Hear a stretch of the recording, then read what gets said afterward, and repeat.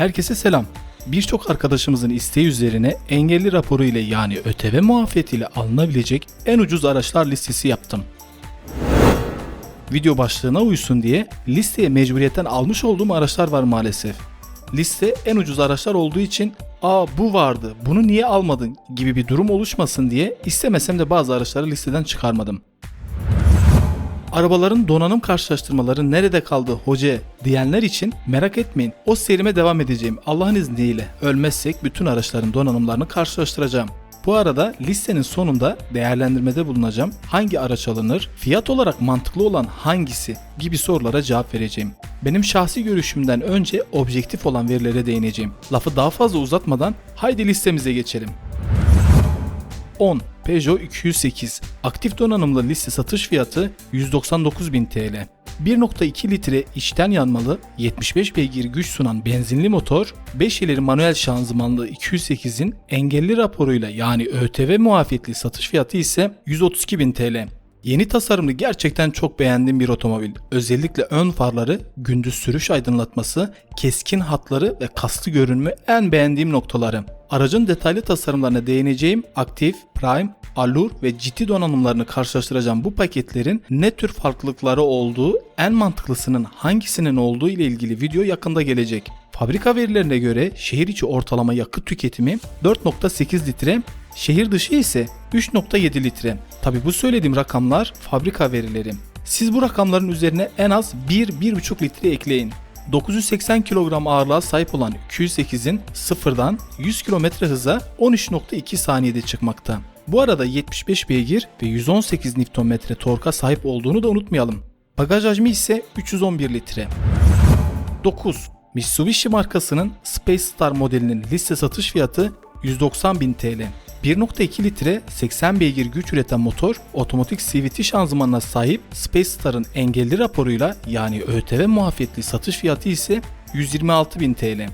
Tek donanım olarak satıldığı için donanımı dolu bir araç. Benzinli olan Space Star'ın şehir içi yakıt tüketimi 5.7 litre, şehir dışı ise 4.5 litre. 895 kilogram ağırlığa sahip olan Space Star sıfırdan 100 km hıza 13.5 saniyede çıkmakta. Bagaj hacmi ise 175 litre. Kendi segmentinin bile altında.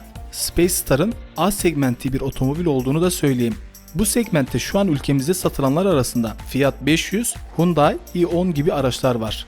Bu araçlar fiyat olarak çok saçma olduğu için listeye eklemedim. i10, i20'den bile pahalıyken insanlar daha ucuz olan i20 tercih eder. Üstelik i20 B segmenti bir araç. Listemize devam edecek olursam 8. Opel markasının Corsa aracının liste satış fiyatı 189.900 TL. 1.2 litre içten yanmalı atmosferik motor 75 beygir güç üretmekte. 5 ileri manuel şanzımana sahip olan Corsa'nın ÖTV muafiyetli satış fiyatı 126.000 TL. Benzinli olan Corsa şehir içi yakıt tüketimi 4.8 litre, şehir dışı ise 3.6 litre. 1055 kilogram ağırlığa sahip olan aracın sıfırdan 100 km hıza 13.2 saniyede çıkabilmekte. Bagaj hacmi ise 309 litre. 7. Renault markasının Taliant modelinin liste satış fiyatı 181.900 TL. 1.0 litre 65 beygir güç sunan motor Joy paketin ÖTV muafiyetli satış fiyatı 121.000 TL. Taliant'ı detaylı olarak incelediğim, paketlerini karşılaştırdığım videoma üstteki kartlardan ulaşabilirsiniz. 6. Citroen markasının C3 modelinin liste satış fiyatı 181.800 TL. 1.2 litre içten yanmalı PureTech motor 83 beygir güç 118 Nm tork sunmakta. Fiil donanım C3'ün ÖTV muafiyetli satış fiyatı 121.000 TL. Benzinli 5 ileri manuel şanzımanlı C3 fabrika verilerinde şehir içinde 5 litre, şehir dışında ise 3.8 litre yakıt tüketimi mevcut.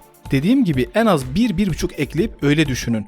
Bu arada C3 almak isteyenler kartlardan C3 videomu mutlaka izlesin. Çünkü tüm donanımlarını karşılaştırdım. Fil donanımın ne tür özellikler sunduğunu da anlattım.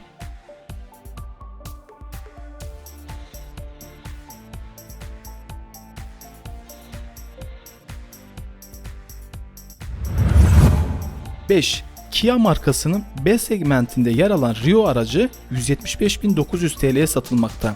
1.2 litre içten yanmalı 4 silindirli motor 84 beygir güç 117 Nm tork sunmakta. Cool paketin ÖTV muafiyetli satış fiyatı 117.000 TL. Benzinli 5 ileri manuel şanzımanlı Rio'nun şehir içi yakıt tüketimi 6 litre, şehir dışı yakıt tüketimi ise 4.1 litre. 1045 kilogram ağırlığa sahip olan Rio'nun sıfırdan 100 km hıza 13.1 saniyede çıkmakta. Bagaj boyutu ise 300 litre. 4. Renault markasından Clio aracının liste satış fiyatı 170.000 TL. 1.0 litre içten yanmalı 3 silindirli motor, 65 beygir güç, 95 Nm tork sunmakta. Joy donanıma sahip Clio'nun ÖTV muafiyetli satış fiyatı 113.000 TL. Benzinli 5 ileri manuel şanzımanlı Clio şehir içinde 6.3 litre, şehir dışında ise 4.2 litre yakıt tüketmekte. 1040 kilogram ağırlığıyla sıfırdan 100 km hıza 17.1 saniyede çıkabilmekte. Bagaj hacmi ise 391 litre. 3. Dacia markasının Sandero modeli 165.000 TL'ye satılmakta. 1.0 litre içten yanmalı atmosferik 3 silindirli motor, 65 beygir güç, 95 Nm tork sunmakta.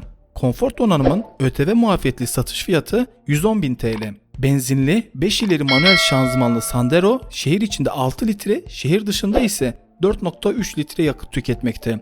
1090 kilogram ağırlığıyla sıfırdan 100 km hıza 16.7 saniyede çıkabilmekte. Bagaj hacmi ise 410 litre.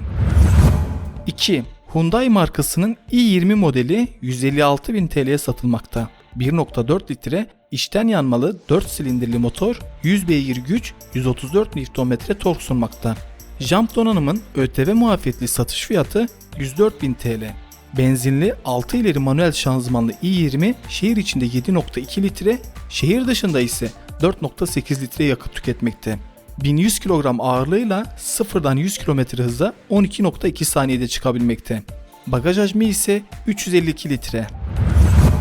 1. Fiat markasının Egea modeli 154.600 TL'ye satılmakta. 1.4 litre içten yanmalı 4 silindirli motor, 95 beygir güç, 127 Nm tork sunmakta. Easy donanımın ÖTV muafiyetli satış fiyatı 103.000 TL. Benzinli 6 ileri manuel şanzımanlı Egea 1150 kilogram ağırlığıyla sıfırdan 100 km hıza 11.8 saniyede çıkabilmekte. Bagaj hacmi ise 520 litre. Herkesin ihtiyacı, talebi değişir. Öncelikle paramızı toplamışız ya da son çıkabileceğimiz rakam 150 binler civarında ise i20 modeli hem fiyat olarak hem de sunduklarıyla bir adım önde. Yine söylüyorum, araba tercihi ihtiyaca göre değişir. Eğer ki evli bir çocuk da varsa i20 olmaz, çok zorlanırsınız. Ben yaşadığım için söylüyorum, ilk aracım i20 idi. Çocuk olduğundan dolayı bebek arabası olmazsa olmaz. Markete gideyim, gezmeye gideyim dediğiniz takdirde bagaj paket oldu, kurtarmaz sizi. Peki bu listede çocuklu aileye uygun araç yok mu derseniz Egea tam size göre. Ama bekar iseniz yatırım yapmak için de i20 piyasası her zaman olan bir araç. i20 kaçırmayın derim. Fiyat olarak biraz daha yukarı çıkabilecek iseniz 200 binlerde 208 çok fena duruyor. Bu listeye alamadığım Stonic de çok çekici. Hem SUV sınıfında yerden yüksek hem tasarım olarak ilgi çekici bir araç. Biraz daha yukarı çıkarsanız Polo 216.000 TL'ye, Corolla 220.000 TL'lerde. Fiyat arttıkça seçenekler ve kalite de o kadar artıyor. Videonun sonuna geldik. Umarım beğenmişsinizdir. Kendinize iyi bakın, esenle kalın.